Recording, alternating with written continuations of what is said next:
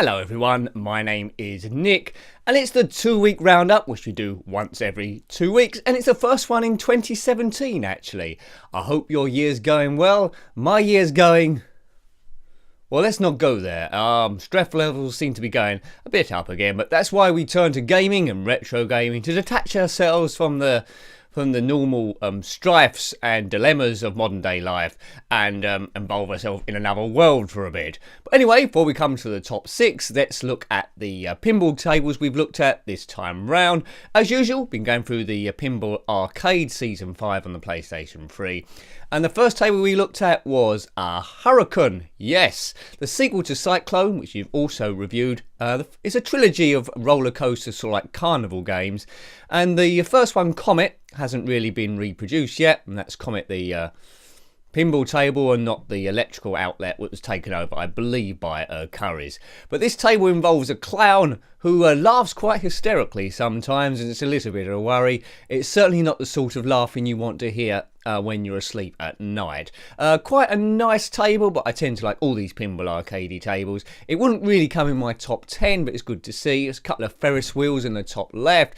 By hitting various points of the table, you can light up bits of the clown to then get this final clown madness where you get like super points, and super points in pinball are always good.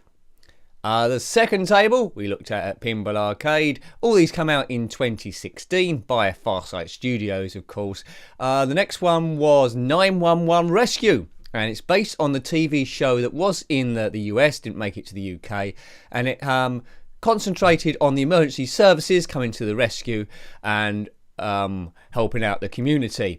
William Shatner hosted the show, but they couldn't really get the license for his voice in this pinball table, so you're just left with the essence of the show. By hitting the pinball around the table, you have to rescue people from a collapsed mine, forest fire, I believe, and even trying to get some woman to the hospital who needs to deliver a baby, and there's a car chase too.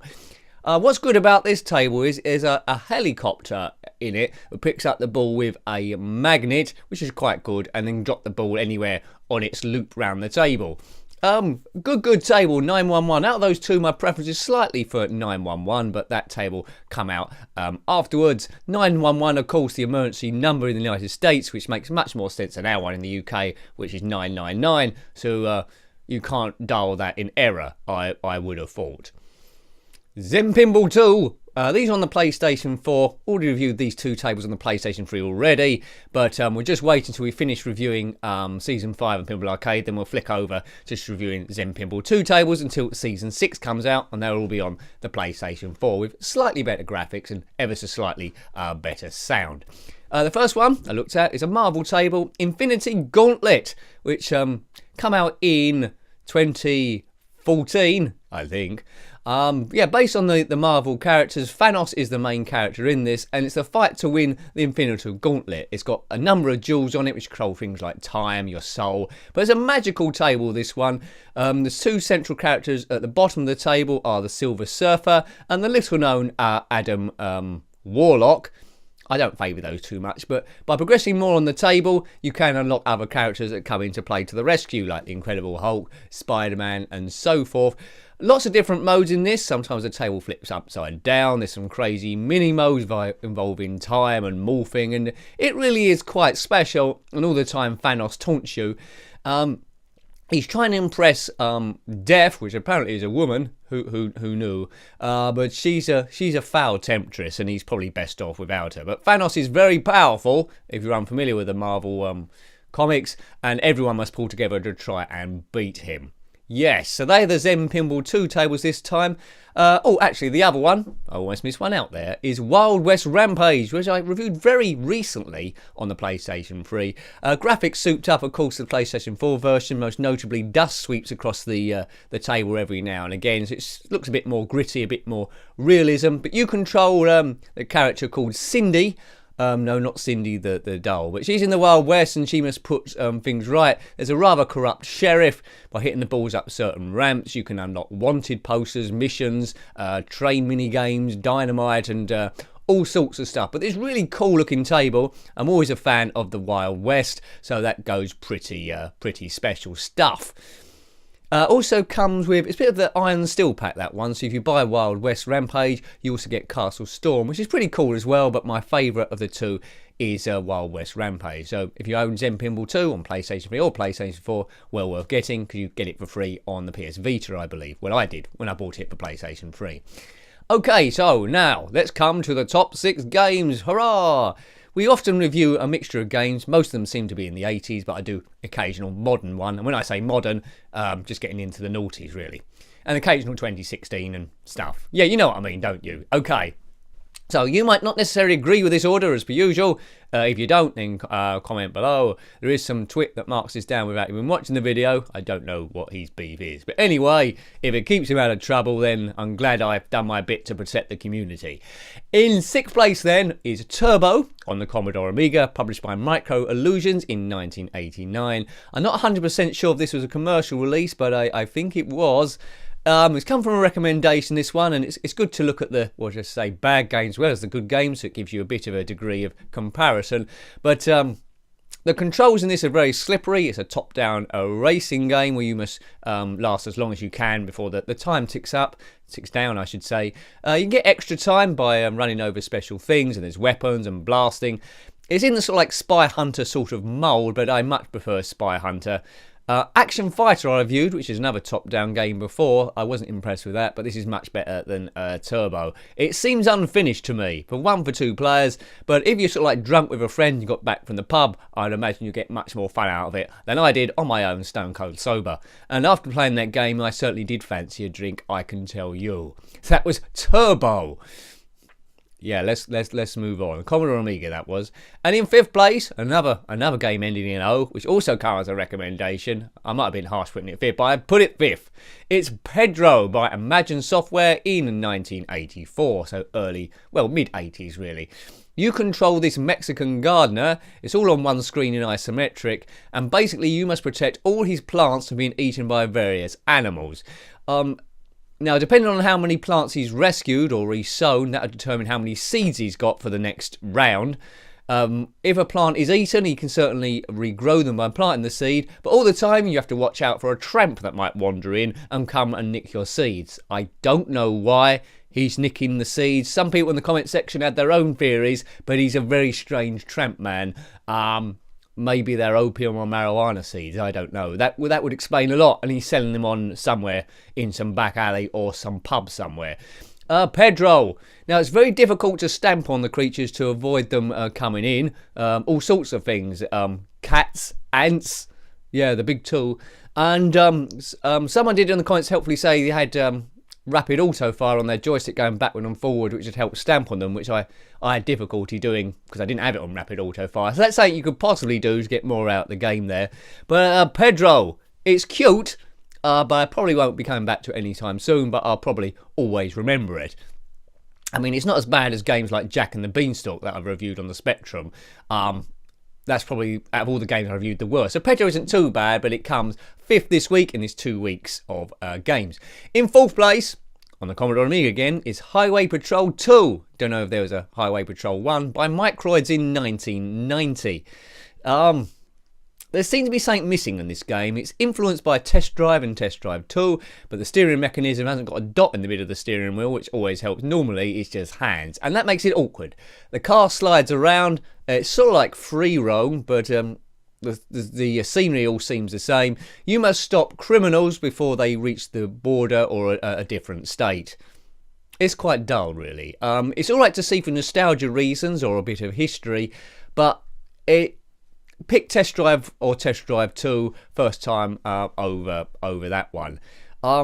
It might be something I'm doing wrong. There was a Porsche or some sports car driving around which I crashed into a few times. Maybe that was a criminal and I should have rammed them off the road a bit better. Who knows? So in 6th place this time round was Turbo on the Commodore Amiga by Micro Illusions in 1989. 5th place PEDRO on the ZX Spectrum 48K by Imagine Software in 84. And in 4th place, Highway Patrol 2 by Microids in 1990. In the US, I believe it was published by Titus. So the top 3 then. In 3rd place is Down to Earth on the ZX Spectrum 48K. It's a Boulder Dash clone. And Boulder Dash on the ZX Spectrum was a bit of a plain affair, bit of monochrome. Down to Earth has got a lot more colour to it. It's by Firebird Software in 1987. By using bombs and dropping rocks on the aliens, you can complete each stage. I'm a bit unfamiliar with this game, but I do know Boulder Dash. You're not always going to get immaculate gameplay from me, but that's not what it's all about. So quite often there's bits I'm missing. I'm just coming in as a newbie, seeing how the game plays, how welcoming it is, what the graphics are like and what the sound are like. So these are reviews, not walkthroughs. And Down to Earth, I had in third place. Could have been a bit better, but you can probably get more out of it with general practice there. 1987, that one. And in second place, moving up the standard a little bit, it was I don't know why I'm doing da-da-da. Yes, you do da-da-da-da for first place, not second place, but I've done it now. It's Disney Sports Basketball on the Game Boy Advance, a handheld there, published by Konami, almost forgot, in 2002. There's a number of different arenas. As you guessed, it's a basketball game. You select two of your favourite Disney characters, which range from Mickey Mouse, Minnie Mouse, Goofy, Daisy Duck and Donald Duck, amongst some others. So you pick your team of two and you must play in various leagues and stadiums to beat the opponents. You've got to learn about blocking and interception and stealing and slam dunks, and there's lots of special power-ups you can get. It was the first time I sort of like played that game, or maybe even the second game, and I can sense there's a really good game there. Just now, don't be put off by the Disney characters if you're into basketball, but if you practice this and learn the skills, it's going to be a really cool game. It's good frame rate, good graphics. The sound could have been a bit better. I don't think it was using the best of the sound chip, to be fair. I don't know how they did that. But Disney Sports Basketball was good. I'm told there was a game before that called Disney Sports Football, which wasn't that good. But I think basketball must have been a lot better. So if you have a Game Boy Advance and you have a chance to pick that one up cheaply enough, it might be well worth doing so.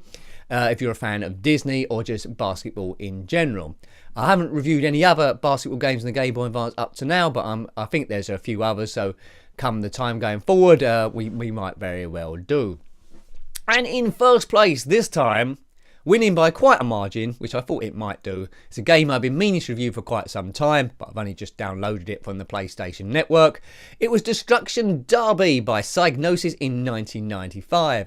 People are telling me to get the sequel, which is even better, but this game is absolutely mad, which actually appeals to me completely. Lots of different modes. It's a stock car racing game where you can smash into other cars. There is a demolition derby sort of like mode, as per the name, where you're in a big arena and smash into cars and get points by spinning around in circles.